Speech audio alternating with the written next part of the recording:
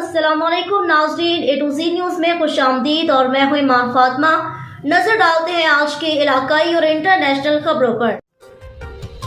All Pakistan DJ sound light and vendor Pakistan अफसोस, जिन इज्जतों को बचाने की खातिर लाखों लोगों ने कुर्बानियां देकर ये मुल्क हासिल किया था।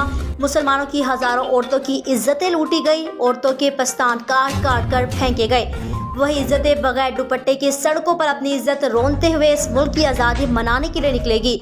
इन औरतों को क्या पता कि आज़ादी कैसे मिली है। जिनको घर बैठे आज़ादी इस्लाम जैसी नेमत मिल जाए वो फिर कदर नहीं करते।